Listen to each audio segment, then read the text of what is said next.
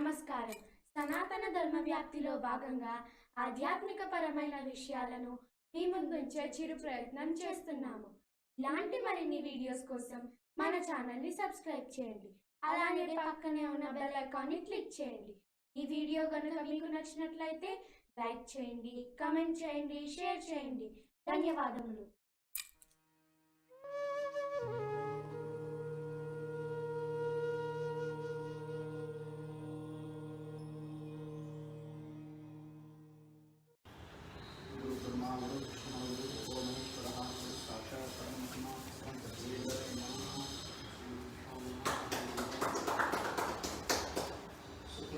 वरदं विष्णुं शशिवर्णं चतुर्भुजं सन्नवदनं ध्यायेत् सर्वविघ्नोपशान्तये।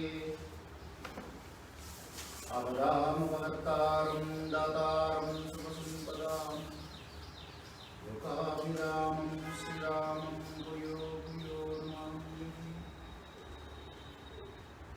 मुखं करोति वाचालं पङ्गुं लङ्घयते गिरिं यत्कृपातमहं वन्दे परमानन्दमाधवम्। यं ब्रह्मा वरुणेन्द्ररुद्रमरुतः शृण्वन्ति दिव्यैस्तवैः वेदैः साङ्गपदक्रमोपनिषदैः गायन्ति यं सामगाः।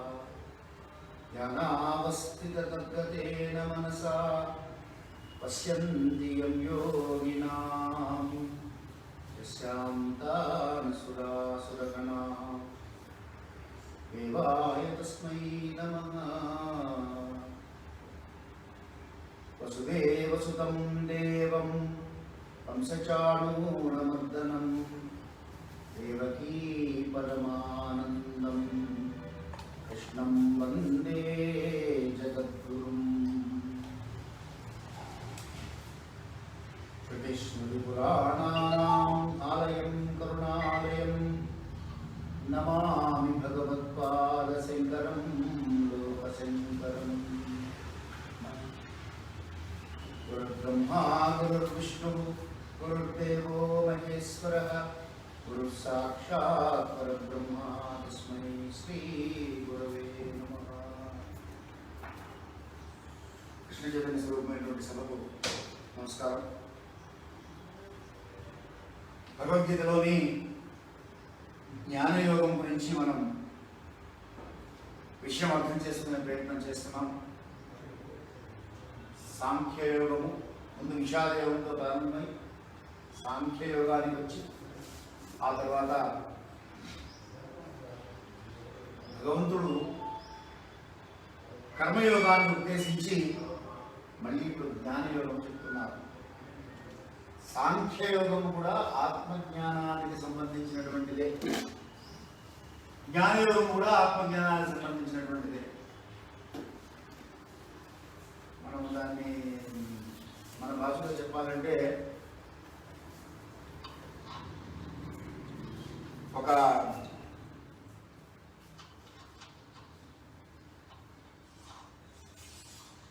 మధ్యలో విషయం అర్థం కావాలంటే కొంచెం ఇబ్బందిగా ఉంటుంది.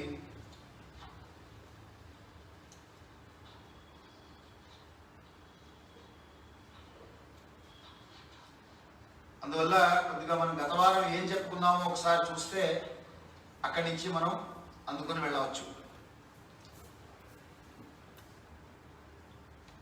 జ్ఞానయోగంలో భగవంతుడు కృష్ణ పరమాత్మని అర్జునుడు అడిగాడు. మన గత వారం చూసాం. ఆయన కృష్ణ నువ్వు చెప్తున్నావు బానే ఉంది, ఈ భగవద్గీత అంతా కూడా నేను సూర్యుడికి కూడా చెప్పానన్నావు బానే ఉంది, కానీ నువ్వేమో మొన్న మధ్యన 60-70 ఏళ్ల క్రితం పుట్టినటువంటి వాడివి నీవు. మరి అనాదిగా ఉన్నటువంటి సూర్య భగవానుడికి నువ్వు చెప్పడం ఏమిటి నాకు అర్థం కావట్లేదు అని ఆయన ప్రశ్నించడం. అక్కడి నుంచి ఆత్మకు నాశనం లేదు నాయన, ఆత్మ అనాదిగా ఉన్నది, నువ్వు ఉన్నావు, నేను ఉన్నాను. కానీ నీకు దానికి సంబంధించినటువంటి జ్ఞానం లేదు, నాకు ఆ జ్ఞానం ఉన్నది. ఇప్పటికి ఎన్ని జన్మలైనాయో అన్ని జన్మలకి సంబంధించినటువంటి జ్ఞానం నాకున్నది కనుక నేను గుర్తుంచుకోగలుగుతున్నాను. నీకు ఆ జ్ఞానం లేక ఇమం వివస్పతే యోగం ప్రోక్తవాన్ అని నేను చెప్తే నువ్వు నమ్మలేకపోతున్నావు. అందువల్ల ఈ జన్మలు అనేటువంటివి మళ్ళీ మళ్ళీ పుడుతూనే ఉంటాము, వస్తూనే ఉంటాయి. ఎన్నో జన్మల్లో భగవద్గీతలో కృష్ణ పరమాత్మ ఈ రూపంలో నేను చెప్పకపోయి ఉండొచ్చు, కానీ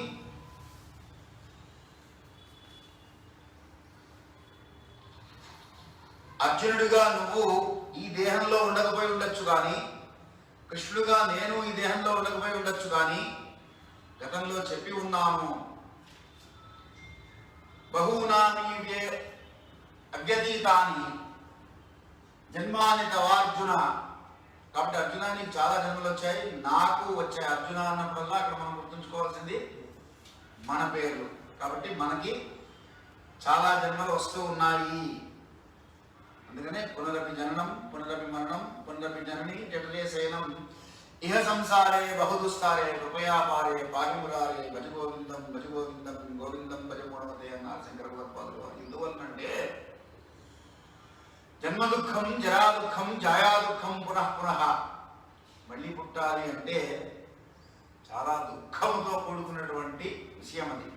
కానీ అయిపోయింది కాబట్టి గుర్తుండదు. భగవంతుడు మేలు చేసింది ఒక పెద్ద మేలు. ఏం చేశాడంటే మానవ జాతికి మరుపు అనేటువంటిది ఇచ్చాడు.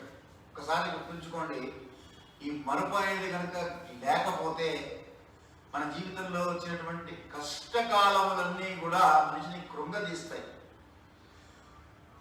సంతోషం అనుభవించింది మర్చిపోతే ఏమిటి మరుపు, మర్చిపోతున్నాం మనం అనుకుంటాం.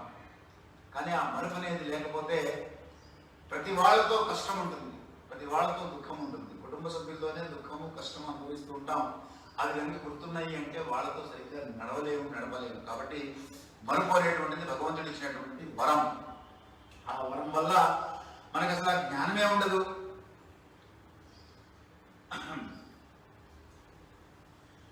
తర్వాత శ్లోకము అజోపి సన్న అవ్యయాత్మా భూతానామీశ్వర. చెప్తారా? చెప్పండి. అజోపి సన్ అవ్యయాత్మా భూతానాం ఈశ్వరోపి సన్ ప్రకృతిం స్వాం అధిష్ఠాయ సంభవామ్యాత్మ మాయయా.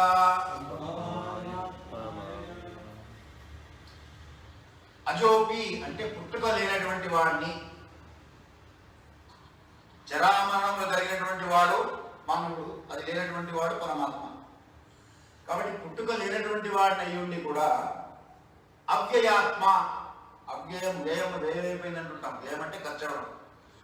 నాశనం లేనటువంటి స్వరూపం కలిగినటువంటి భగవంతుడిని అయ్యుండి కూడా ఈశ్వర తత్వము కలిగినటువంటి వాడిని అయ్యుండి కూడా ప్రకృతిం స్వామధిష్టామయ, ఈ ప్రకృతి నడవడానికి కారణమైనటువంటి మాయ నా ఆధీనంలో ఉన్నప్పటికీ కూడా, అంటే పుట్టుక లేదు, అజోపి నాశనం లేదు, అంటే మరణం లేదు. అంటే పుట్టినవాడు మరణించాలి, మరణించిన వాడు పుట్టాలి. కాబట్టి పుట్టుక లేదు, మరణము లేదు. అజోపి సన్ అవ్యయాత్మ భూతానాం ఈశ్వరోపి సన్. భూతములు సర్వభూతములకు సకల భూతములకు ఈశ్వరునై ఉండి ప్రకృతిని స్వామధిష్టాయ, ప్రకృతిని నా ఆధీనంలో పెట్టుకుని మాయకు నేను లోబడినట్లుగా మీ అందరికీ కనబడుతూ, ఇంకా కొంచెం జాగ్రత్తగా పట్టుకోకపోతే అర్థం కాదు. ఎందువల్ల ప్రకృతి నా ఆధీనంలో ఉంది అంటున్నాడు, కానీ ఆయన ప్రకృతి ఆధీనంలో ఉన్నట్టుగా కనబడతాడు, ఆయన మాయకు లోబడినట్టుగా కనబడతాడు. లేకపోతే శిశుపాలుడు ఇత్యాదులు వాళ్ళందరూ ఆయన నానా మాటలు అందరూ. దుర్యోధనుడు ఆయన్ని బంధించడం ఏమిటి? దుర్యోధనుడు బంధించడం ఏమిటి ఆయన్ని? కాబట్టి ప్రకృతికి లోబడ్డట్టుగా కనబడుతూ ఉంటాను అర్జున. ఇది లోకములలో ప్రతి యుగములలో నేను ఇలా అవతరిస్తూ ఉంటాను. పుట్టుక లేనివాడినై ఉండి పుడుతూ ఉంటాను. అవ్యయము అంటే నాశం లేని వాడిని కూడా మరణించినట్లుగా కృష్ణ నిర్యాణం అంటుంటాం. కృష్ణుడు నిర్యాణం చెందడం ఏమిటి? నిజమైనటువంటి కృష్ణ భక్తులు అయితే ఒప్పుకోరు. నన్ను కృష్ణుడికి నిర్యాణం లేదు కాబట్టి కృష్ణ మనం అనుకుంటూ ఉంటాం, మీరందరూ అనుకుంటూ ఉండేటట్టుగా అజోపి సన్ అవ్యయాత్మ, అటువంటి ఆత్మ కలిగినటువంటి వాడిని నేను. కానీ ప్రకృతికి లోబడ్డట్టుగా పుడుతూ ఉంటాను, వేరు వేరు యుగాల్లో వస్తూ ఉంటాను, పోతూ ఉంటాను. ఎందువల్ల, ఎందుకు వస్తావో చెప్పాడు. ఇది 7వ శ్లోకం, చాలా ఫేమస్, మీ అందరికి తెలిసే ఉంటుంది. యదా యదా హి ధర్మస్య గ్లానిర్భవతి భారత అభ్యుత్థానం అధర్మస్య తదాత్మానం సృజామ్యహం. ఈ ఒక్క శ్లోకం అర్థమైతే భగవంతుడు అసలు ఎందుకు పుడతాడు? చాలా మంది అంటుంటారు, ఏమిటోనండి దేవుడు భగవంతుడు దురాత్ముడు, దయలేనటువంటి వాడు, నన్ను మమ్మల్ని ఇబ్బంది పెడుతూ ఉంటాడు. మేము పలానా చోటుకి వెళ్ళాం, చాలా కష్టపడ్డాం, తీర్థయాత్రకి వెళ్ళాం, యాక్సిడెంట్ అయిపోయి మా నాన్నగారు మరణించారు తీర్థయాత్రలో, దేవుడి దగ్గరికి వెళ్తుంటే ఆయన చంపేయడం ఏమిటి అంటూ ఉంటారు. ఈ శ్లోకం అర్థమైతే సరిగ్గా ఆ భావనలన్నీ దూరం అయిపోతాయి. ఎప్పుడు పుడతాడట భగవంతుడు అంటే యదా యదా హి ధర్మస్య గ్లాని, ధర్మానికి గ్లాని ఏర్పడినప్పుడు, గ్లాని అంటే కష్టం, దుఃఖం, డెంట్ అంటుంటాం ఇంగ్లీష్లో మనం. ఆ డెంట్ ఏర్పడినప్పుడు ధర్మానికి, ఎందువల్ల అప్పుడు పుడతాడు ఆయన. ఎందుకు పుడతాడు అప్పుడు అంటే అది ఎప్పుడు ఏర్పడుతుంది? ప్రతి యుగంలో పుడతాడని చెప్తుంటారు. నిజానికి ప్రతి యుగం కాదు, యుగం అంటే అక్కడ శబ్దం కాలం. ఏ కాలములో ధర్మమునకు హాని ఏర్పడుతుందో అప్పుడు నేను పుడతాను అన్నాడు. ఎందుకు పుట్టాలి ఆయన? ధర్మాన్ని అభ్యుత్థానం అధర్మస్య అంటే ధర్మం ఎప్పుడైతే దెబ్బతింటుందో అధర్మం అభివృద్ధి చెందుతుంది.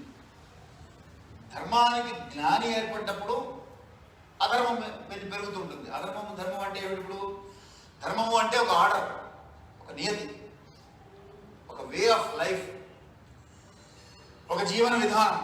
అందుకని అహింస, సత్యమస్తేయం, శౌచం, ఇంద్రియ నిగ్రహం, మాతృవత్పరదారాశ్చ పరద్రవ్యాని లోష్టవదు ఆత్మవత్ సర్వభూతాని ఏక ధర్మ సనాతన అని మన సనాతన ధర్మంలో డిఫైన్ చేశారు. ఏ కాలంలో చూసినా అహింస పరమో ధర్మ, హింస చేయకుండా ఉండడం ధర్మం, సత్యము మాట్లాడడం ధర్మం.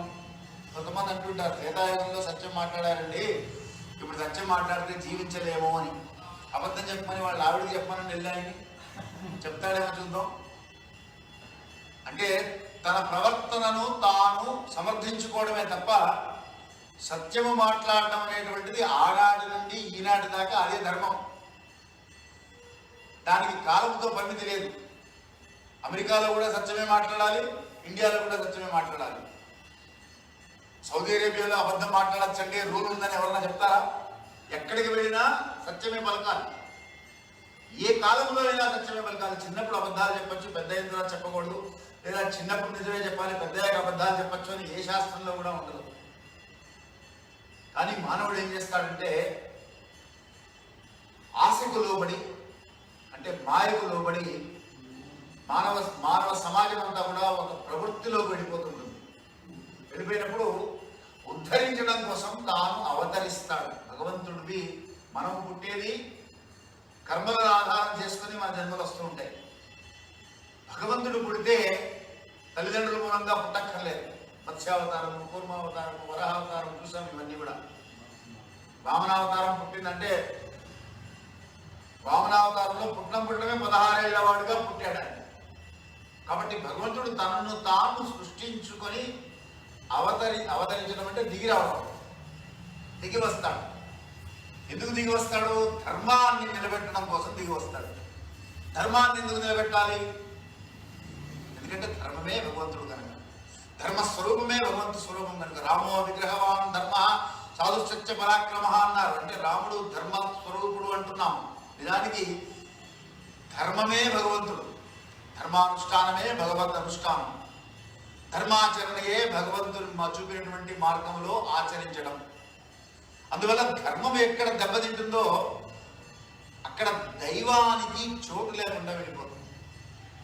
ఈ ప్రకృతిలో మొత్తం, ఈ సృష్టిలో జరుగుతున్నటువంటి సృష్టి మొత్తం కూడా భగవంతుడి ఆధీనంలో ఉన్నది కనుక తన యొక్క ఉనికికి ప్రమాదం ఏర్పడుతుంది అనిపించినప్పుడు యదా యదా హి ధర్మస్య గ్లానిర్భవతి భారత అభ్యుత్థానం ధర్మస్య తదా ఆత్మానం సృజామ్యహం. నన్ను నేను సృష్టించుకుంటున్నాను, నా వల్ల నా సృష్టి నేనే చేసుకుంటున్నాను. ఆయన పుట్టడు, భగవంతుడు పుట్టాడు అనకూడదు, భగవంతుడు అవతరించాడు అంటాం. అందుకని పుట్టుక మనకి, ఆయనకి పుట్టుక లేదు, ఆయన అవతరిస్తాడు. ఎందువల్ల పుడతాడు, ఎందువల్ల వస్తాను అని కూడా చెప్పాడు. పరిత్రాణాయ సాధూనాం వినాశాయ చ దుష్కృతాం ధర్మ సంస్థాపనార్థాయ సంభవామి యుగే యుగే. చెప్పాను యుగే యుగే అంటే ఇది త్రేతాయుగం, ద్వాపరయుగం, కలియుగం అని కాదు. ఒక కలియుగంలోనే 10 సార్లు పుట్టాల్సి రావచ్చు. ఆయన కాలమును బట్టి కాలానుగుణ్యంగా ఎక్కడెక్కడ అవసరం వస్తుందో ఆ యుగం అనే శబ్దం అక్కడ అందుకని వాడాడు. ఎందుకు పుడతాడో చెప్పాడు. పరిత్రాణాయ సాధూనాం, సాధువులను ఉద్ధరించడం కోసం, వినాశాయ చ దుష్కృతాం. ఇప్పుడు ధర్మం నిలబడాలంటే ఏం చేయాలండి? ధర్మం నిలబడాలంటే అధర్మానుష్ఠాన పనులను అడ్డు తొలగించాలి. రాముడికి యుద్ధం రావణుడితో, విరాధుడు ఏం చేశాడు, కబంధుడు ఏం చేశాడు? వాళ్ళందరూ ఏ ఇబ్బంది పెట్టట్లేదు కదా, వాళ్ళందరినీ కూడా సంహరించాడు. ఎందువల్ల? కారణై సహి, కారణంతో పాటు దాన్ని కనుక సమూలంగా నిర్జించకపోతే మళ్ళీ అధర్మం వేళ్ళూరుకుంటుంది. కాబట్టి అధర్మాన్ని నివృత్తి చెయ్యాలి అంటే సమూలంగా నివృత్తించాలి. శంకర భగవత్పాదుల వారి విషయంలో గొప్పతనం ఏమిటంటే శంకర సాక్షాత్ వ్యాసో నారాయణో హరి అన్నారు. అందుకనే శంకర భగవత్పాదుల వారు కూడా ఒక అవతారం. మిగతా అవతారాల్లో రాముడికి యుద్ధం చేసి, కృష్ణుడు యుద్ధం చేయించి, అంటే హింస చేయించి ధర్మాన్ని స్థాపన చేశారు. శంకర భగవత్పాదుల వారు ఆయుధము పట్టకుండా మనస్సులను మార్చి ధర్మస్థాపన చేశారు. తన యొక్క ప్రబోధనల ద్వారా, రచనల ద్వారా, వాక్కు ద్వారా మనస్సులు మార్చి, సమాజాన్ని మార్చి ధర్మస్థాపన చేశారు. అందువల్ల కలిలో శంకర భగవత్పాదుల వారు సాక్షాత్ శంకర సాక్షాత్ అన్నారు. అవతారం ఎలా వస్తుందో మనకు తెలియదు, కానీ ఏదైనా ప్రయోజనం ఏమిటి అంటే పరిత్రాణాయ సాధూనాం. ఇప్పుడు ధర్మం ఆగిపోయింది అంటే కారణం ఏమిటి? ధర్మానుష్ఠాన పనులు ధర్మం చేస్తూనే ఉంటారు. మీరు ప్రవచనం చెప్పడానికి వీలు లేదు రేపటి నుంచి అని గవర్నమెంట్ ఒక ఆర్డర్ ఇష్యూ చేసింది అనుకోండి, ప్రవచనాలన్నీ బంద్ అన్నారనుకోండి, ఎవరు చేస్తారు? అప్పుడు ఏం చేయాలని? ఇంటింటికి వచ్చి నువ్వు చెప్పినారా పర్వాలేదు, నువ్వు చెప్పినారా పర్వాలేదు అని చెప్పాలా? ఆ గవర్నమెంట్ ఆర్డర్ మార్పించాలా? ఆ గవర్నమెంట్ ఆర్డర్ మార్పిస్తే వీళ్ళందరూ ఆటోమేటిక్గా ధర్మానుష్ఠానం చేస్తారు. కాబట్టి కారణం మొదలైంది. అక్కడ ఏ కారణం ఉందో ఆ కారణాన్ని గుర్తించి వినాశాయ దుష్కృతాం. అందువల్ల వినాశాయ దుష్కృతాం పరిత్రాణాయ సాధునాం, సాధువుల ఉద్ధరించబడడం. ఎప్పుడైతే వాళ్ళకి అడ్డంకులు తొలగుతాయో ఆ తొలగిన అడ్డంకులను బట్టి ధర్మానుష్ఠానం జరిగిపోతుంటుంది. కాబట్టి జరగవలసినటువంటి ధర్మాన్ని జరిపించాలి. ఎందుకు ధర్మం జరగాలంటే ధర్మమే భగవత్ స్వరూపం కనుక, ధర్మమే భగవంతుడు కనుక. ధర్మాన్ని ఆచరింప చేస్తున్నాడు అంటే భగవంతుడిని ప్రత్యక్షపరుచుకున్నాడని అర్థం. కాబట్టి ధర్మాన్ని ఆచరిస్తున్నాము అంటే భగవంతుడు అక్కడ ఉన్నాడని అర్థం. భగవత్ స్వరూపమే ధర్మస్వరూపం కనుక ధర్మం నిలబడింది అంటే భగవంతుడు నిలబడ్డట్టే. కనుక ధర్మాన్ని నిలబెడితే రూపము మనకి ఏకో దేవ శివోవా కేశవోవా అంటున్నాం. శివుడైనా కేశవుడైనా, కానీ శివబోధలు వేరు, కేశవ బోధలు వేరుగా, వైష్ణవులు వేరు, శైవులు వేరు అని చెప్పుకుంటున్నారు. ఈ చెప్పుకుంటున్నటువంటి బోధలలో ఏది చూసినా మూలం ఎవరు చెప్పినా ధర్మమే చెప్తారు. ధర్మానుష్ఠానం చేయమని చెప్తారు, ధర్మాచరణ గురించే మాట్లాడతారు. ధర్మం ఎందుకు అంటే ధర్మం అంటే భగవత్ స్వరూపం కనుక. అటువంటి ధర్మానికి అడ్డు తగులుతున్నప్పుడు పరిత్రాణాయ సాధూనాం వినాశాయ చ దుష్కృతాం ధర్మ సంస్థాపనార్థాయ. ధర్మ సంస్థాపనార్థాయ భగవంతుడు పుట్టుకొని వస్తాడు, భగవంతుడే పుడతాడు అనుకోవడానికి మళ్ళీ మానవులకు ఇంకో మాట చెప్పాడండి. మన ధర్మంలో, సనాతన ధర్మంలో, ప్రస్తుతం సమాజంలో ఉన్నటువంటి ఒక చీడ ఏమిటంటే, మనం చేసేది మనం చేద్దాం, భగవంతుడు చూసుకుంటాడంటారు. భగవంతుడు చూసే లోపల జరగవలసిన కీడు నీకు జరిగిపోతోంది, నీ ధర్మానికి జరగవలసిన కీడు జరిగిపోతోంది. నీ ప్రయత్నం నీ చేయమన్నారు, నీ ప్రయత్నము నువ్వు చెయ్యాలి. నజాతు కామాన్ నభయన్న లోభాన్ ధర్మం జహ్యాత్ జీవితస్యాపి హేతో అన్నారు. అంటే ధర్మానుష్ఠాన విషయంలో కామము వల్ల కానీ, అంటే కోరికల వల్ల కానీ, భయం వల్ల కానీ, లోభత్వం వల్ల కానీ, ఏ కారణం చేతైనా ధర్మాన్ని వదిలిపెట్టకయ్యా, ధర్మం చరించకు. ఈ కారణాలు ఏవి పనికిరావు. నజాతు కామాన్ నభయన్న లోభాన్ ధర్మం జహ్యాత్ జీవితస్యాపి హేతో. అంటే నీ మెడ మీద కత్తి పెట్టి ఎవరైనా ధర్మానుష్ఠానం మానుతావా మానవా అంటే మానను అని చెప్పాలి తప్ప కత్తి తీసేస్తే మానుతానని ఇప్పుడు 50,000 కోసం మతాలు మారిపోతున్నారు. ఎంత దౌర్భాగ్యం అండి. ధర్మానుష్ఠానము భగవంతుడు చెప్పినటువంటి, అంటే నువ్వు నీ తండ్రి మతం మారడం అంటే ఎటువంటిదంటే, అది మనందరికీ మన తండ్రి ఎవరు తల్లి చూపిస్తేనే తెలిసింది, మనకు తెలియదు. నాన్న అని చిన్నప్పుడు చూపిస్తున్నారు. తల్లి ఎవరిని చూపిస్తే వాళ్ళని మనం తండ్రి అంటున్నాం. ఇప్పుడు కొంతకాలం తర్వాత ఈయన తండ్రి కాదు, సభాముఖంగా నేను మాట్లాడకూడదు ఇటువంటివి, కానీ ప్రస్తుత సమాజంలో కొంతమంది ఈ మారుతున్న వాళ్ళ ఆలోచన విధానం అలా ఉంటున్నది. ఎందుకంటే జగతపితరో వందే పార్వతీ పరమేశ్వరో అని చెప్తూ, అటువంటి ధర్మం ఉన్నటువంటి కుటుంబంలో నువ్వు పుట్టిన తర్వాత నా తండ్రి ఈయన కాదు అని అంటే ఎంత దోషమో అంత దోషానికి ఒడిగడుతున్నారు.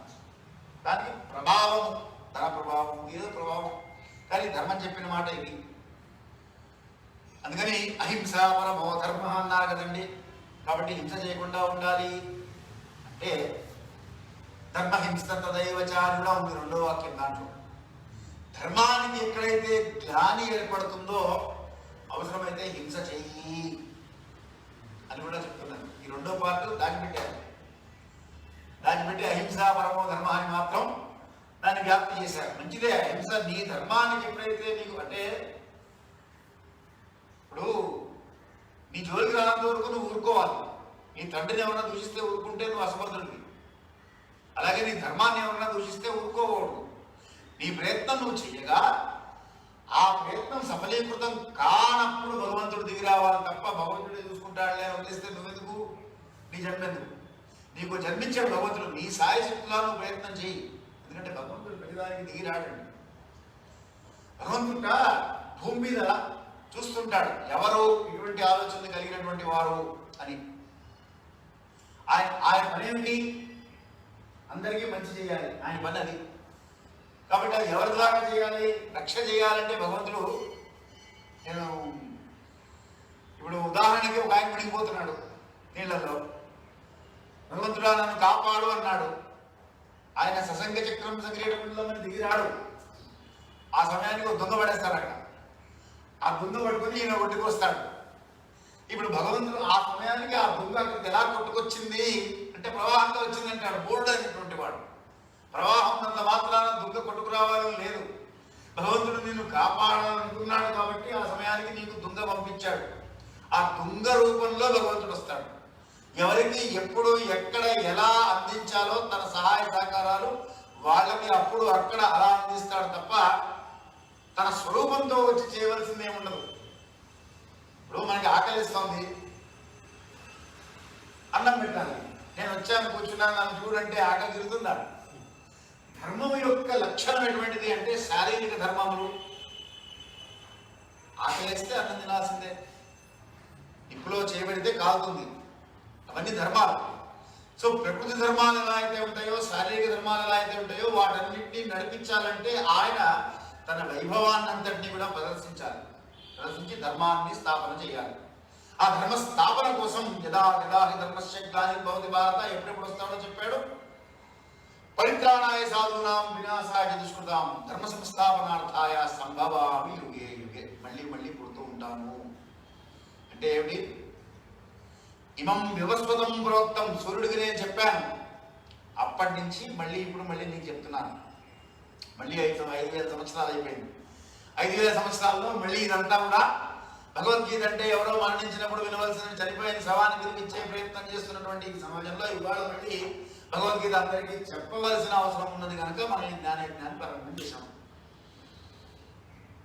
చాలా మంది చేస్తున్నారు, కానీ ఈ జ్ఞానం కనుక కలిగి ఉంటే భగవద్గీతలో ఉన్నటువంటి విషయం ఏమిటో అర్థమవుతుంది. భగవంతుడు ఎందుకు పుడుతున్నాడో, ఎందుకు ధర్మాన్ని స్థాపన చేయవలసి వస్తుందో.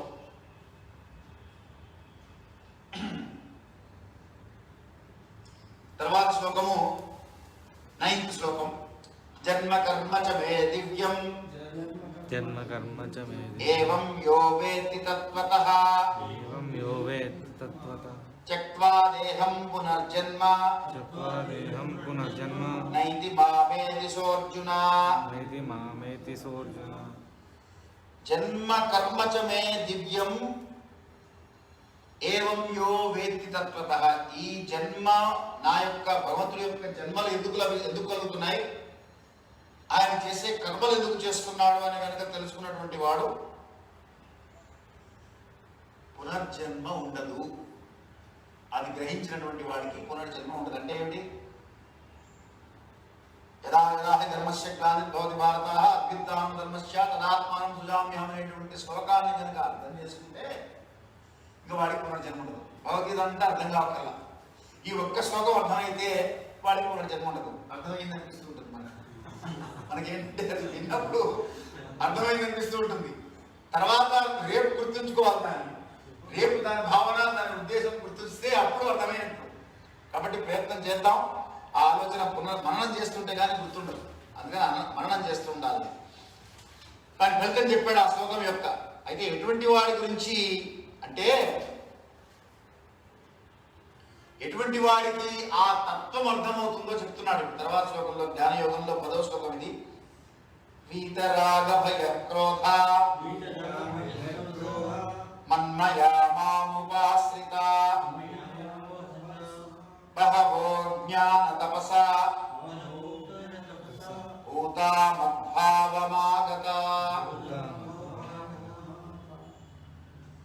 వీత అంటే వదిలిపెట్టేసిన వాడు. నేను వదిలిపెట్టిన వాడు రాగ భయ క్రోధ.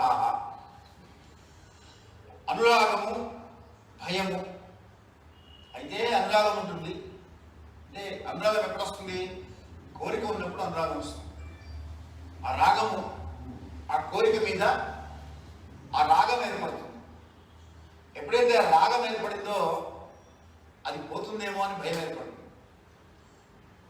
నాకు ఒకటి కావాలి, ఒక వస్తువు నేను సంపాదించాలి, అది వస్తుందా రాదా అని దాంతో పాటు భయం ఏర్పడుతుంది.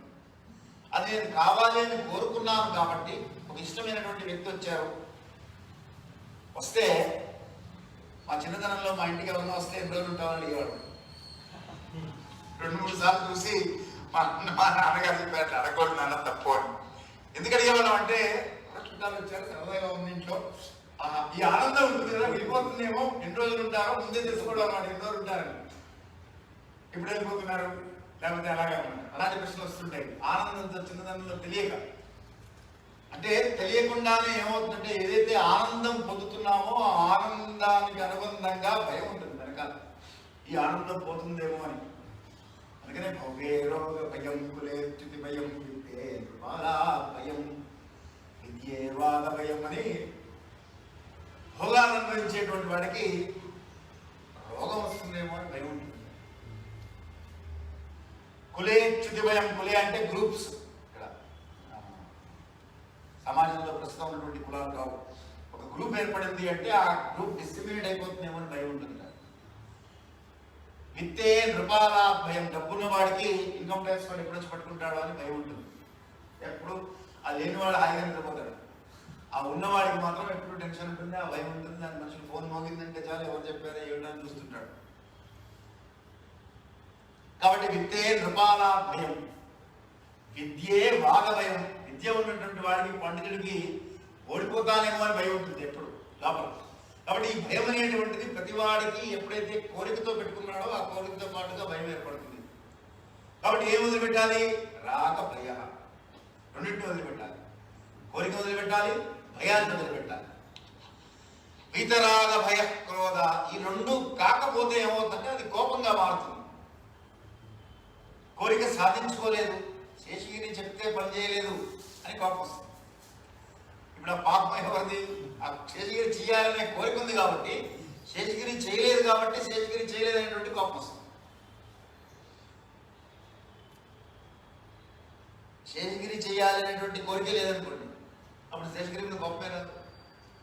కాబట్టి కోరిక మూలము కోపానికి దారితీస్తుంది. క్రోధాత్ భవతి సమ్మోహ, సమ్మోహాత్ స్మృతి విభ్రమ, స్మృతి భ్రంశాత్ బుద్ధినాశం. చెప్పుకున్నాం మనం ఈ శ్లోకం ఆల్రెడీ, దీని అర్థం కూడా. కాబట్టి కోపం వల్ల అనిష్టమే తప్ప ప్రయోజనం లేదు. అందువల్ల వీత రాగ భయ క్రోధ, ఏ వదిలిపెట్టాలి? రాగము, భయము, క్రోధము మూడు వదిలిపెట్టాలి. వినడానికి బాగానే ఉంటాయి కానీ చేయడం కష్టం. మనం ఉన్నటువంటి పరిస్థితులు ఆ మాత్రం బాధ్యత లేదా? నీ భార్యను చూసుకోకలేదా అంటారు. భార్య ఎందుకు ప్రేమ లేకుండా ఎలా ఉంటాం? పిల్లలు ఏంది అనురాగం లేకుండా ఎలా ఉంటాం? తల్లిదండ్రుల పట్ల బాధ్యత లేకుండా ఎలా ఉంటాం? దీనికి ఈ జ్ఞానయోగం సరిగ్గా అర్థమవుతూ తర్వాత ముందు పెట్టినా కొద్ది చెప్తూ ఉంటాడు ఎలా ఉండాలో. నీ బాధ్యత వదిలించుకొని తిరగమని కాదు, ప్రేమ పెంచుకోవద్దని కాదు, కానీ ఎక్కడ అటాచ్మెంట్ ఉండాలి, ఎక్కడ డిటాచ్మెంట్ ఉండాలి, ఆ అటాచ్మెంట్కి డిటాచ్మెంట్కి థిన్ లైన్ ఏంటి అనేటువంటిది జ్ఞానయోగం పూర్తయ్యేటప్పటికి మనకి కృష్ణ పరమాత్మ అందిస్తాడు. ఆ జ్ఞానాన్ని అందిస్తాడు. ఆ జ్ఞానం అందుకొని ఉండగలిగితే దాన్ని యోగము అన్నాడు. అందుకనే కర్మయోగం అన్నప్పుడు చెప్పాను మీకు నేను, కర్మలు చేయడం వేరు, కర్మయోగము వేరు. చేసేటువంటి కర్మని భగవద్దత్తము చేసుకుంటే కర్మయోగం అయింది. అట్లాగే ఈ జ్ఞానాన్ని కనుక కలిగి ఉన్నటువంటి వాడు అర్చన వదిలిపెట్టకుండా తన పనులు తాను చేసుకుంటూ గృహస్థాశ్రమంలో ఉంటూ అనురాగాన్ని, భయాన్ని, క్రోధాన్ని వదిలిపెట్టి జీవించగలుగుతాడు. కాబట్టి వీతరాగ భయ క్రోధ వదిలేసి ఏం చేయాలంట? మన్మయ. మన్మయ అంటే నాయందు మనస్సు లగ్నము చేసి, మాం ఉపాసిత, నన్ను ఆశ్రయించినటువంటి వాడు. అంటే అన్యదాశరణం నాస్తి త్వమేవ శరణం మమ అంటాం. సోమవారం నాడు శివుడితో అంటాం, మంగళవారం నాడు హనుమంతుడితో అంటాం, బుధవారం నాడు విష్ణుమూర్తి దగ్గరికి వెళ్ళి అంటాం, గురువారం నాడు సాయిబాబా దగ్గరికి వెళ్ళి అంటాం, శుక్రవారం నాడు అమ్మవారి దగ్గరికి వెళ్ళి అంటాం. ఎంత అబద్ధం! అన్యదాశరణం నాస్తి త్వమేవ శరణం మమ అన్నప్పుడు నీవు తప్ప వేరే దారి లేదు నాకు, నువ్వే అని ఆయనతో చెప్పి సోమవారం తెల్లవారు కానీ మళ్ళీ ఇందకే చెప్తే అది ఎంత అబద్ధం! మరి చెప్పారు కదండి వేదంలో, అన్ని స్వరూపాలు ఆయనే అనే భావనతో ఉండగలిగి అప్పుడు అనగలగాలి ఆ మాట. అంటే అప్పుడు అబద్ధం కాదు. కానీ ఆ భావన మనకి లేదు కదా. మనకి సోమవారం శివుడు కనిపిస్తాడు, మంగళవారం నాడు హనుమంతుడు కనిపిస్తాడు. హనుమంతుడు వేరు, శివుడు వేరు కనబడితే తప్పులేదు. హనుమంతుడు వేరు, శివుడు వేరు అనుకుంటాం. వచ్చిన సమస్య అక్కడ ఉంది. కాబట్టి మాముపాసిత అంటే అన్యదాశనం నాస్తి అనేటువంటి భావనతో నన్ను ఎవరైతే చేరతారో వాళ్ళని నేను ఉద్ధరిస్తున్నాను. ఇటువంటి వాళ్ళు బహవో జ్ఞాన తపస, చాలా మంది పూర్వంలో పూతామద్భావమాగత ఈ విధంగా నన్ను శరణు పొంది తరించినటువంటి వాళ్ళు ఉన్నారు. అర్జున అంటే ఏమిటి? అర్జున, నీకు you already have a role model to follow somebody. ఈ తర్వాత శ్లోకం చాలా ఇంట్రెస్టింగ్. ఇది ఇందాక నేను చెప్పిన కామెంట్కి దీన్ని అనుసంధానం చేసుకొని మనం అర్థం చేసుకున్నాం ఈ శ్లోకం. ఏ యథా మాం ప్రపద్యంతే తాం తదైవ భజామ్యహం మమ వర్త్మాను వర్తంతే మనుష్యాః పార్థ సర్వశా ఎవరు యథా ఏ విధంగా మాం నన్ను ప్రపద్యంతే అంటే పూజిస్తున్నారో, శరణ వేడుతున్నారో, కోరుకుంటున్నారో, ధ్యానం చేస్తున్నారో, జపం చేస్తున్నారో, నన్ను ఎలా చూస్తున్నారో తాం తదైవ భజామ్యం వారిని ఆ విధంగానే నేను కరుణిస్తున్నాను. కాబట్టి ఇప్పుడు సోమవారం శివుడిగా చూస్తే తప్పేమిటి, మంగళవారం హనుమంతుడిగా చూస్తే తప్పేమిటి, బుధవారం విష్ణుమూర్తిగా చూస్తే తప్పేమిటి, గురువారం సాయిబాబాగా చూస్తే తప్పేమిటి, శుక్రవారం అమ్మవారిగా చూస్తే తప్పేమిటి? తప్పు కాదు కదా అని చెప్పింది. అర్థమైందా? మరి ఇందాక మనం ఆ వ్యాఖ్యానం చేసుకున్నాం, ఇప్పుడు ఈ వ్యాఖ్యానానికి అన్వయం ఎలాగా అంటే చూస్తే తప్పులేదు, భావనలో వేరు చేసి చూస్తున్నాం, అది ప్రమాదం. శివుడు వేరు, విష్ణువు వేరు, శివుడు వేరు, హనుమంతుడు వేరు, శివుడు వేరు, అమ్మవారు వేరు, శివుడు వేరు, ఇంకొక దేవుడు వేరు అనే భావనతో మనం చూస్తున్నాం కనుక అది తప్పు. నువ్వు ఎలా పడితే అలా చూడు. అక్షర పరబ్రహ్మ స్వరూపం అన్నారు అంటే నాశనం లేనటువంటి పరబ్రహ్మ స్వరూపము, పరమాత్మ స్వరూపము, నిరంజన నిర్వికల్ప నిరాకార నిర్గుణ స్వరూపము. అంటే రూపం లేదు ఆయనకి, ఏ రూపంలో చూసినా నువ్వు ఆ రూపంలో కనిపిస్తాడు కనుక ఏ యథామాం ప్రపద్యంతే తాం తదైవ భజామ్యహం. ఇంకొక వ్యాఖ్యానం ఏం చెప్పారంటే పెద్దలు, దీనికి పూజించే వాళ్ళంతా కూడా ధ్యానం కోసం పూజించరు. భగవంతుని పూజించేటప్పుడు ఏం చేస్తాం? తమ కుటుంబ సర్వసభ్యానాం క్షేమస్థైర్య ధైర్య వీర్య విజయ అభయ ఆయురారోగ్య ఐశ్వర్యాణం అని చేస్తారు. దేని కొరకు చేస్తున్నాం? క్షేమస్థైర్య ధైర్య వీర్య విజయ అభయాల కోసం చేస్తున్నాం. కొందరు ఏం చేస్తారు? మమ కుమారస్య మేధో విలాస వాక్పటుత్వ సిద్ధి ద్వారా అని కొందరు చేస్తారు. కొందరు మమ ఉద్యోగ వ్యాపార అభివృద్ధిర్థమని చేస్తారు. కొందరు జ్ఞానాభివృద్ధిర్థం అని చేసే వాళ్ళు ఎవరు? ఎవరన్నా చేస్తున్నారా ఆ సంకల్పము? ఏ జన్మని జన్మాంతరేషు పాపక్షయార్థం చేయడం వేరు. జ్ఞానము కొరకు చేసేటువంటి వాళ్ళకి నేను జ్ఞానాన్ని ఇస్తాను. క్షేమస్థైర్య ధైర్య విజయ ఆరోగ్యాల కోసం చేసే వాళ్ళకి అది ఇస్తాను. ఏ యథా మాం ప్రపద్యంతే తాం తదైవ భజామ్యహం. నన్ను ఎవరు ఏది కోరితే వాళ్ళకి అది నేను ఇస్తాను. కాబట్టి ఇప్పుడు కోరవలసింది ఎవరు?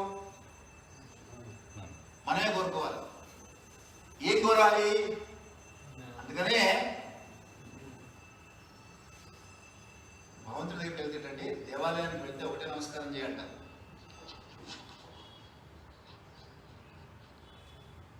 ఏమని కోరుకోవాలి అంటే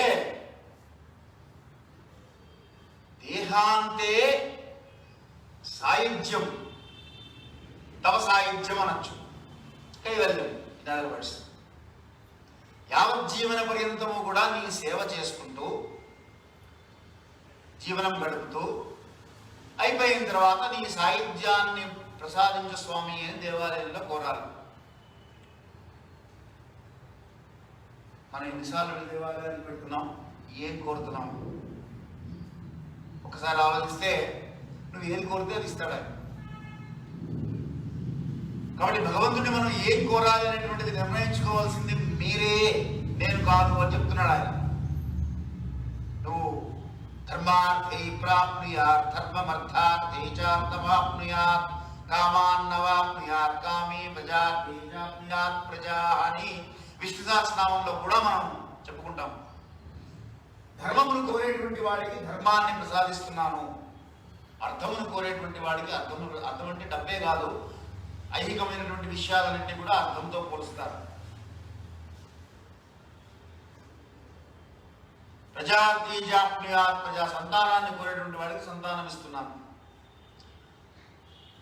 కాబట్టి ఏం కోరుకోవాలో మనం నిర్ణయించుకుని ఆయన్ని కోరాలి తప్ప ఆయన ఇవ్వడం లేదు.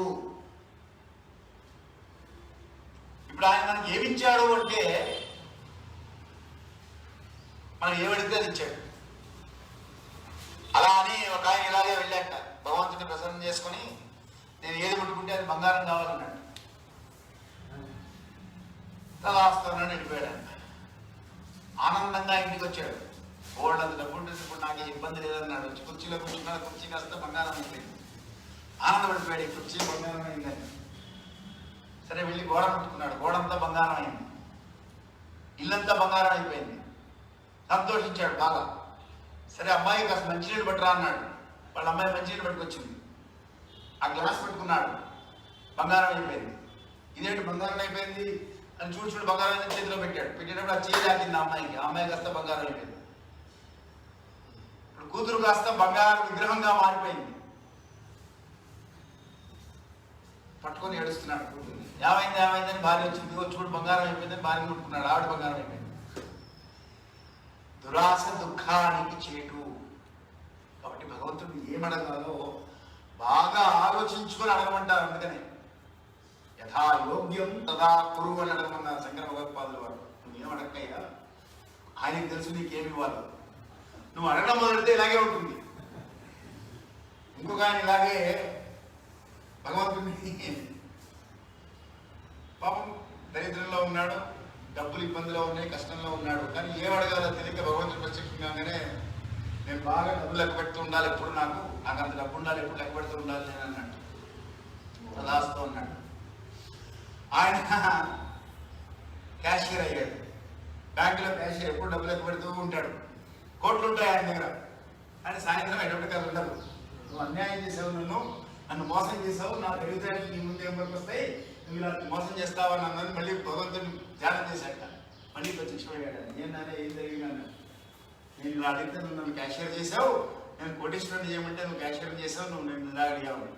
అప్పుడు అన్నట్టు నేను చేసేది ఏం లేదు నాయన, నువ్వు చేసుకున్న పుణ్యం అంతవరకు ఉంది, ఇంకా సంతోషించు, క్యాషియర్ అయ్యావు, ఆఫీస్ బాయ్ కానీ సంతోషించని చెప్పి వెళ్ళిపెట్టాను. అలాగా అది చెప్తాడు. జ్ఞానయోగం పూర్తి అయ్యేటప్పటికి ఇవన్నీ మనకు అర్థమవుతాయి. దీని వెనకాల ఉన్నటువంటి లక్ష్యం ఏమిటో, ఎందుకు జరుగుతుందో మనకు అర్థమవుతుంది. అందువల్ల ఏ ధామాం ప్రపంచంతే తాం సదైవ భజామ్యహం మమ వర్త్మానువర్తంతే మనుష్యా. అందుకని ప్రతి ఒక్కరూ నా మార్గంలోనే అనుసరిస్తారు. కాకపోతే ఒకరు డబ్బు కోసం, ఒకరు ఉద్యోగం కోసం, ఒకరు ప్రమోషన్ కోసం, ఒకరు పదవి కోసం, ఒకరు సంతానం కోసం, ఒకరు ఆరోగ్యం కోసం, ఎవరో ఒక్కరు జ్ఞానం కొరకు ప్రయత్నిస్తుంటారు. ఎవరేది అడిగితే వాళ్ళకి ఇస్తుంటాను నేను అన్నాడు. తర్వాత శ్లోకం. కాంక్షంతః కర్మణాం సిద్ధిం యజంత ఇహ దేవతాః క్షిప్రం హి మానుషే లోకే సిద్ధిర్భవతి కర్మజా. కాంక్షంతః కర్మణాం సిద్ధి అంటే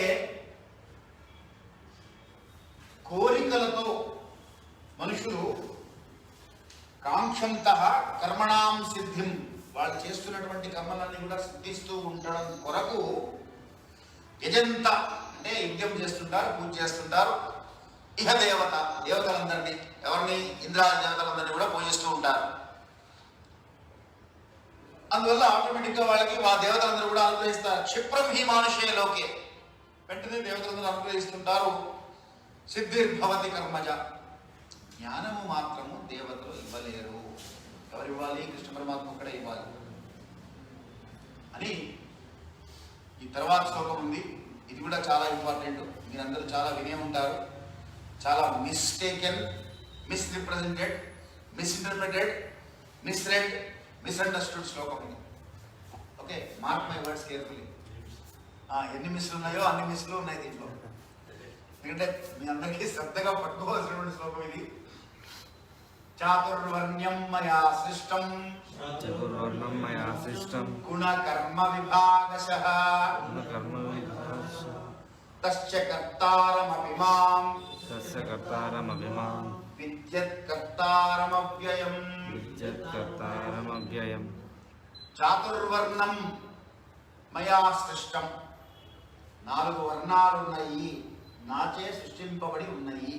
4 వర్ణాలు అంటే మామూలుగా అందరూ చెప్పే ఇంటర్ప్రిటేషన్ ఏమిటంటే బ్రాహ్మణులు, క్షత్రియులు, వైశ్యులు, శూద్రులు, ఈ 4 వర్ణాలు.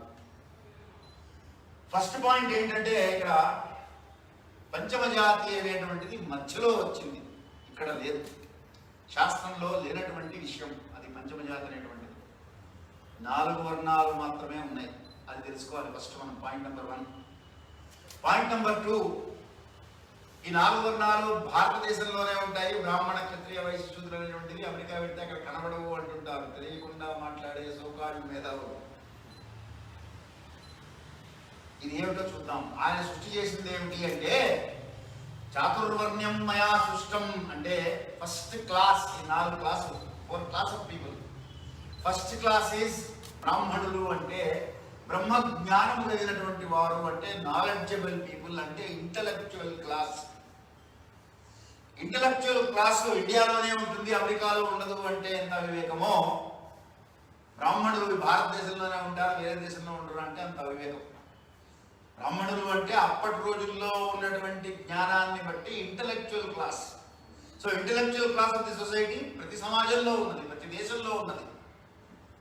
రెండవది క్షత్రియులు, అంటే రూలింగ్ క్లాస్, రూలర్స్. అది డెమోక్రసీ కావచ్చు, క్యాపిటలిస్టిక్ కంట్రీ కావచ్చు, కమ్యూనిస్ట్ కంట్రీ కావచ్చు, కింగ్డమ్ కావచ్చు, ఎక్కడైనా రూలింగ్ క్లాస్ ఉన్నది. అడ్మినిస్ట్రేటర్ క్లాస్ అంటుంటాం వాళ్ళని. అడ్మినిస్ట్రేటర్స్, రూలర్స్, వీళ్ళంతా కూడా క్షత్రియులలోకి వస్తారు. ఇంటలెక్చువల్ క్లాస్ అంతా కూడా బ్రాహ్మణులలోకి వస్తారు. ఆ ఇంటలెక్చువల్ క్లాస్ చెందినటువంటి వారు ఎవరైనా సరే వాళ్ళు బ్రాహ్మణులు. అది బ్రహ్మజ్ఞానానికి సంబంధించినటువంటి, భారతదేశంలో లభించేటువంటి బ్రహ్మజ్ఞానానికి సంబంధించినటువంటి ఇంటలెక్చువల్ క్లాసు ఇక్కడ అవైలబుల్ ఉంది. బట్ వేరే విషయాలకు సంబంధించినటువంటి ఇంటలెక్చువల్ క్లాస్ ఆఫ్ పీపుల్ ప్రతి సమాజంలో ఉన్నారు. మూడవది బ్రాహ్మణ, క్షత్రియ. మూడవది వైశ్య. వైశ్య అంటే బిజినెస్ క్లాస్. బిజినెస్ క్లాస్ ఏ సమాజంలో లేదు, ఏ దేశంలో లేదు. ట్రేడ్, కామర్స్ లేకుండా ఏ దేశం మాత్రం ఫ్లరిష్ అవ్వగలుగుతుంది. కాబట్టి ఈ వైశ్య కమ్యూనిటీ కూడా ప్రతి చోట ఉన్నదే, భారతదేశంలోనే కాదు. ఇది సరిగ్గా అర్థం చేసుకోక భారతదేశంలోనే ఉంది అంటుంటారు. భగవద్గీత యొక్క ఉద్దేశము, లక్ష్యము, ఆలోచన, విధానం, అందుకనే మిస్ఇంటర్ప్రిటెడ్, మిస్రెడ్, మిస్కామెంటెడ్ అని చెప్పిన వాడు మిస్ అని చెప్పింది. అది ఎవరి ఇష్టం వచ్చినట్టు వాళ్ళు ఇంటర్ప్రిట్ చేస్తుంటారు దీన్ని. కానీ ఆయన చెప్పిన ఉద్దేశము, ఎందుకంటే సృష్టి అంతా కూడా ఆయనదే. భారతదేశం మాత్రమే భగవంతుడు సృష్టించింది కాదు, భూమండలం మీద ఉన్న వాళ్ళందరూ కూడా ఆయన సృష్టించాడు. ఆయన మాట్లాడేది అందుకనే విశ్వగురువు అన్నారు భారతదేశాన్ని. కృష్ణం వందే జగద్గురు అనేది కారణం. అది ఆయన అందరి గురించి మాట్లాడుతున్నాడు, ఒక భారతదేశం గురించి మాట్లాడలా. అన్ని దేశాలలో కూడా చాతుర్వర్ణమయ సృష్టం, 4వ రకం బ్రాహ్మణ, క్షత్రియ, వైశ్య. 4వది శూద్ర. శూద్రుడు అంటే లేబర్ క్లాస్, వర్కింగ్ క్లాస్. ఈ వర్కింగ్ క్లాస్, లేబర్ క్లాస్ ఏ దేశంకి వెళ్ళినా ఉండాల్సిందే. వాళ్ళు లేకుండా ప్రపంచం లేదు, ఆ దేశం నడవదు. కాబట్టి working class, business class, ruling class, intellectual class, ఈ 4 క్లాసులు చాతుర్వర్ణ్యమయ సృష్టం గుణకర్మ విభాగసు. ఎలా చేశాను అంటే గుణకర్మ విభాగసు. వారి యొక్క గుణాలను బట్టి, అంటే ఇంటెలిజెన్స్ లెవెల్స్ బట్టి, వాళ్ళు చేసేటువంటి పనులను బట్టి, అంటే కర్మలను బట్టి దీన్ని డివైడ్ చేశాను. ఇప్పుడు ఇక్కడ మనకి కుల వ్యవస్థ ఏర్పడింది, వర్ణ వ్యవస్థ పోయి. ప్రస్తుతం భారతదేశంలో ఉన్నటువంటి ఒక దౌర్భాగ్య స్థితి ఏంటంటే కుల వ్యవస్థ ఏర్పడింది. కులము ఏదో కారణాల వల్ల మధ్య మధ్యలో కొన్ని ప్రతి సమాజంలో ఉన్నటువంటివే అలా వచ్చినటువంటిదే తప్ప భగవంతుడు సృష్టించింది మాత్రం వారి వారి కర్మలను ఆధారంగా. ఇప్పుడంటే నిదానికి మాట్లాడితే బ్రాహ్మణ కులంలో పడినటువంటి వాడు బాటాషా కంపెనీలో పనిచేస్తున్నాడు, చెప్పులు కుట్టుకుంటున్నాడా లేదా? చేసే పని ఏమిటంటే చెప్పులు కుట్టడం మరి. కాబట్టి ఈ కుల వ్యవస్థ కూడా ప్రస్తుతానికి లేదు నిజానికి మాట్లాడితే. కానీ దాన్ని మిస్అండర్స్టాండ్ చేసి, మిస్ఇంటర్ప్రిట్ చేసి, దాన్ని కావాలని సనాతన ధర్మాన్ని తొక్కిపట్టాలనే ఉద్దేశంతో కొంతమంది కావాలని చేసే ప్రచారం. ఆ ప్రచారాన్ని మీరంతా తిప్పుకొట్టాలి. అందుకని మీకు చెప్తున్నా ఈ విషయం. ఈ 4 క్లాస్ ఆఫ్ సొసైటీస్ ఏంటంటే intellectual class, ruling class, business class and working class. ఈ 4 క్లాస్ ఆఫ్ సొసైటీస్ని భగవంతుడే సృష్టించారు. ఎలా సృష్టించారు అంటే గుణకర్మ విభాగసు. వారు చేసే గుణాలను, వారికి ఉన్నటువంటి గుణాలను బట్టి ఆ గుణత్రయ విభాగం వస్తుంది. తర్వాత మళ్ళీ మనకి ఆ గుణత్రయ విభాగంలో మనకి సత్వగుణము, రజోగుణము, తమోగుణము, వారు ఎటువంటి పనులు చేస్తారు, ఎవరేం చేస్తారు అనేటువంటిది కూడా మనం తెలుసుకుందాం. దాంట్లో తర్వాత అప్పుడు చెప్తాను మీకు. ప్రస్తుతానికి కర్మలను ఆధారంగా చేసుకుని ఈ 4 క్లాసులు డివైడ్ చేశాడు. చేసి తస్య కర్తారమపి మాం అన్నాడు 2వ లైన్. ఇది రెండో లైన్, ఫస్ట్ లైన్ అయింది. ఆ శ్లోకంలో రెండో లైన్లో తస్య అంటే దానికి కర్తారమపి నేను కర్తనయుండి విద్వత్ కర్తారమవ్యయం విద్వత్ అంటే తెలుసుకో, అకర్తారం అంటే నేను చేసినటువంటి వాడిని కాదు, నేను చేసిన వాడిని. తస్య కర్తారమపి నేను చేసిన వాడిని అయ్యి నేను చేసిన వాడిని కాదు, నేను భగవద్గీత చెప్పేవాడిని అయ్యి నేను చెప్పేవాడిని కాదు అంటే కన్ఫ్యూజన్ ఉండదు. అయితే చెప్పేవాడివి కావాలి లేదా చెప్పని వాడివి కావాలి, వినేవాడివి కావాలి. అంతేగాని నేను చెప్పేవాడిని కానీ చెప్పేవాడిని కాదంటే భగవంతుడు కృష్ణ పరమాత్మ అంతటి వాడు అలాంటి మాటలు మాట్లాడకూడదు, అది కన్ఫ్యూజింగ్గా ఉంటుంది. కాబట్టి దాన్ని మనం అర్థం చేసుకోవాలి. ఇక్కడ ఫస్ట్ ఇది అర్థం కావాలంటే మనకి మీకు ఒక ఉపమానం ఇస్తారు, మీకు అర్థమవుతుంది. అంటే ఆయన చేస్తాడు కానీ చేయడు, భగవంతుడు చేస్తాడు కానీ చేయడు. అంటే చేసేవాడే కానీ చేసేవాడు కాదు, భగవంతుడు ఇచ్చేవాడే కానీ ఇచ్చేవాడు కాదు. ఇచ్చేవాడు కాదన్నా అయి ఉండాలి, ఇచ్చేవాడు అన్నా అయి ఉండాలి. ఇచ్చేవాడు కానీ ఇచ్చేవాడు కాదు అనేది ఎలా అర్థం చేసుకోవాలి మనము అంటే, ఇప్పుడు ఒక పిల్లవాడు ఉన్నాడు, చిన్న పిల్లవాడు, 2 ఏళ్ల పిల్లవాడు. బాగా వర్షం పడుతుంది, ఆ బయట వర్షంలో తడిశాడు. తడిసిన తర్వాత లోపలికి వచ్చాడు, జ్వరం వచ్చింది. వర్షంలో తడిచాడండి, జ్వరం వచ్చింది నా డాక్టర్. ఇప్పుడు వరుణదేవుడిని పిలిచాము, ఏమయ్యా నువ్వు తడిపావా వీడిని అన్నాం. మనకు ఆ శక్తి ఉంది అనుకుందాం కాసేపు. అవును నేనే తడిపానంటాడు కదా, ఎందుకు తడిపావని అడుగుతాం. నేను తడపలేదండి. ఇప్పుడు ఎవరు తడిపారు? వాడు బయటికి వెళ్ళాడు కాబట్టి వాడు తడిశాడు. వాడిని బయటకు పంపింది ఎవరు? తల్లిదండ్రులు. తండ్రో కొన్ని తల్లిదండ్రులు ఇద్దరు. కాబట్టి బాధ్యత ఎవరిది? తల్లిదండ్రులు. తడిపింది ఎవరు? ఇప్పుడు వరుణదేవుడు. ఇప్పుడు వీడేమంటాడు? నేను పంపిస్తామని నువ్వు దొరుకుతావా అన్నాడు అనుకోండి. ఇప్పుడు మాట్లాడుతూ ఇక్కడ దీపం ఉంది, నేను మాట్లాడుతూ చేయగలిగితే నా చేయగలుగుతుంది. ధర్మము అంటే భగవంతుడి స్వరూపము, ధర్మం. అది దాని ధర్మం కాల్చడం, దాని ధర్మం తడపడం, అందులోకి వెళ్ళడమా వెళ్ళకపోవడమా అనేటువంటి నిర్ణయం అనిష్టం. చిన్నపిల్లాడే వచ్చాడే పాపం అని కాల్చకుండా ఉండదు. చిన్నపిల్లాడైనా సరే పాక్కుంటూ వెళ్ళి చేయబెట్టినా కాల్చుతుంది. జాలి లేదు దానికి అని అగ్నిదేవుడిని దూషిస్తే దాని ధర్మం అది చేస్తుంది. కాబట్టి భగవంతుడి ధర్మం భగవంతుడు చేస్తూ తస్య కర్తారమపి మాం విద్వత్ కర్తారమవ్యయం. అకర్తారం అంటే అదనమాట, నేను కర్తనై ఉండి కూడా నేను కర్తను కాదు. అర్థమైందా? అగ్నిదేవుడిలో చెయ్యి పెట్టి నిప్పులో కాల్చుకున్నటువంటి వాడు ఎవరు పెట్టమన్నాడు చెయ్యి? నేను పరాగ్గా ఉన్నాను ఉంటే కాల్చేస్తావా అంటే, నువ్వు పరాగ్గా ఉండి పెట్టినా తెలుసుకొని పెట్టినా కాలుస్తాడు. అది కాల్చడం దాని లక్షణం. కాబట్టి సృష్టిలో ఫలితాలను ఇవ్వడం ఆ లక్షణం. ఆ ఫలంగా వర్షంలో వెళ్ళి మనం తడిసి మనం వర్షం యొక్క ప్రయోజనాన్ని పొందుతామా, దానివల్ల కష్టపడతామా, మన శరీర స్థితిని బట్టి మనకు నిలబడి ఉంటుంది, ఆధారపడి ఉంటుంది. శరీరం ఆరోగ్యంగా ఉంది, వర్షం చూసినా ఏం కాదు. మన కరోనా వచ్చింది, కరోనా టైంలో అందరూ శుభ్రంగా మాస్కులు కట్టుకొని ఇల్లు కదలకుండా ఇంట్లో ఉన్నటువంటి వాళ్ళకి కూడా కరోనా వచ్చింది. మరి ఆ టైంలో కూడా బయటకు వచ్చి కూరలు అమ్మిన వాళ్ళకి, పళ్ళు అమ్మిన వాళ్ళకి రాలేదేమని బయట తిరిగారు శుభ్రంగా. కాబట్టి నీ శరీరంలో ఇమ్యూనిటీని నువ్వు డెవలప్ చేసుకోవాలి. కాబట్టి కర్త ఎవరు అంటే భగవంతుడు కర్త అయ్యుడు. మన అటువంటిప్పుడు ఆయన కర్త ఎందుకండి? ఆయన కర్త ఎలా అవుతాడు? ఆయన కర్త కాకపోతే నేను కర్త అంటే నువ్వు అక్కడ అగ్ని లేకపోతే నువ్వు చేపెట్టినా కాదులే. ఇప్పుడు వర్షం పడింది అంటే బయట ఒడియాలు ఎండేసుకున్నారు వీళ్ళు, పాపం వీళ్ళు ఒడియాలు దాన్ని పాడైపోతే పడకుండా ఉండాలని చూడదు. అక్కడ ఒడియాలు ఉన్నా సరే, అక్కడ ఏమున్నా సరే నీళ్లు పడతాయి. కొండ ఉందా, గుట్టు ఉందా, చెట్టు ఉందా, పొట్టు ఉందా, రాయి ఉందా, రప్పు ఉందా, గుడి ఉందా, దేవాలయం ఉందా, విగ్రహం ఉందా, ఏమి చూడడు. వర్షం పడింది అంటే పడుతుంది అంతే. అక్కడ ఆ ప్రాంతం అంతా వర్షం పడాల్సిందే. అది రోడ్డు ఉందా, ట్రాఫిక్ ఉందా, జామ్ అవుతుందా, దానికేం సంబంధం లేదు. దాని ధర్మం చేసుకుంటూ వెళ్ళిపోతుంది. భగవంతుడి ధర్మం భగవంతుడు చేసుకుంటూ వెళ్ళిపోతాడు. దాంట్లో నువ్వు ఇమడాలి. దాంట్లోకి దాన్ని నియతి అన్నారు. దట్ ఈస్ కాల్డ్ ధర్మం, దట్ ఈస్ కాల్డ్ నియతి, that is called order of survival.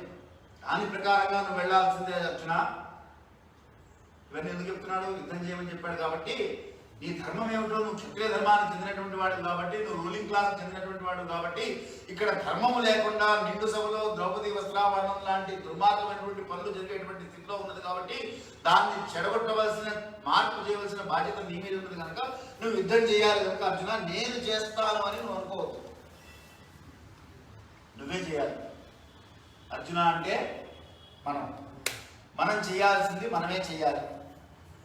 ఎవరు చేయవలసిన పని వాళ్ళు చేస్తూ తస్య కర్తారమభిమాం విద్వత్ అకర్తారమవ్యం. ఇది గుర్తుంచుకుంటే ఈ లైను చాతుర్వర్ణమయా సృష్టం గణధర్మ విభాగేషు అందరికీ గుర్తుంటుంది. ఈ తర్వాత లైన్ గుర్తుంచుకోవాలి. తస్య కర్త ఆయన అప్పుడు ఇప్పుడు ఏమవుతుందంటే యాత్రకు వెళ్ళినప్పుడు ఎందుకు మరణించాడు, అంతమంది బద్రీనాథ్ కేదార్నాథ్ యాత్రకు వెళ్ళినప్పుడు అంతమంది ఎందుకు కొట్టుకుపోయారు అంటే బకెట్లో నీళ్ళు తీసి కింద పోసేస్తాం, అక్కడ చీమల పుట్టు ఉంటుంది, వెళ్తూ ఉంటుంది, అవన్నీ కొట్టుకుపోతాయి. ఈ పాపం ఎట్లా అనుభవించాలి? ఈ జన్మలో రాదు, 3వ జన్మ 5వ జన్మ 10వ జన్మ ఎప్పుడో కొండ మీద పెడుతుంటే అక్కడి నుంచి ఆ నీళ్ళు అలా కొట్టేస్తాయి ఆ జీవి. ఆ పాప ఫలితం అనుభవించాలి. అందుకనే అహింసా పరమో ధర్మ అన్నది అది. జాగ్రత్తగా ప్రవర్తించండి అని చెప్పే కారణం కర్మయోగంలో చెప్పుకున్నాం మనం. చేసిన కర్మకి ఫలితం అనుభవించి తీరాల్సిందే. కర్మ అంటే ఫలితం వస్తుంది. ఆ ఫలితం ఎలా రావాలో నీ చేతుల్లో ఉంది. ఎందుకంటే కర్మ నువ్వు ఆచరిస్తున్నావు. నువ్వు చేస్తున్నటువంటి కర్మకు తగ్గ ఫలితం నీకు రావాలి అనుకుంటే నువ్వు సత్కర్మలు ఆచరిస్తూ ఉండు. సత్కర్మలు ఆచరించాలి అంటే సత్సంగంలో ఉండు. సత్సంగంలో ఉండాలి అంటే ప్రయత్నపూర్వకంగా రావాల్సిందే తప్ప ప్రస్తుత పరిస్థితుల్లో సత్సంగం నుంచి దూరం తీసుకెళ్లే పరిస్థితులే ఉన్నాయి తప్ప తీసుకొచ్చి కూర్చోబెట్టే పరిస్థితులు లేవు. కాబట్టి చేసేటప్పుడు మనిషి ఆనందంగా చేసేస్తాడు, తర్వాత అనుభవించడానికి వచ్చేటప్పటికి కష్టాలు అనుభవిస్తూ ఉంటాడు. అప్పుడు భగవంతుడిని నిందిస్తాడు, నన్ను నిందించకు, అకర్తారం, నాకేం సంబంధం లేదు అని చెప్తున్నాడు ఆయన. అది ఇక్కడ ఆపుదాం మనం. తర్వాత వచ్చే వారం మళ్ళీ దీన్ని ముందుకు తీసుకెళ్దాం. స్వస్తి ప్రజాభ్యః పరిపాలయంతాం న్యాయేన మార్గేణ మహిమనీషాః గోబ్రాహ్మణేభ్యః శుభమస్తు నిత్యం. లోకాః సమస్తాః సుఖినో భవంతు. కాలే వర్షతు పర్జన్యః పృథివీ సస్యశాలినీ దేశోऽयं క్షోభరహితः బ్రాహ్మణాः సంతు నిర్భయాः అపుత్రాः పుత్రిణः సంతు పౌత్రిణः అధనాः సదనాः సంతు జీవంతు శరదశ్శతం. ధర్మస్య అధర్మస్య ప్రాణినాం గవాం విశ్వస్య కళ్యాణమస్తు. స్వస్తి. ఇలాంటి మరిన్ని వీడియోల కోసం మన ఛానల్ని సబ్స్క్రైబ్ చేయండి. పక్కనే ఉన్న బెల్ ఐకాన్ని క్లిక్ చేయండి. ఈ వీడియో కనుక మీకు నచ్చినట్లయితే లైక్ చేయండి, కమెంట్ చేయండి, షేర్ చేయండి. ధన్యవాదములు.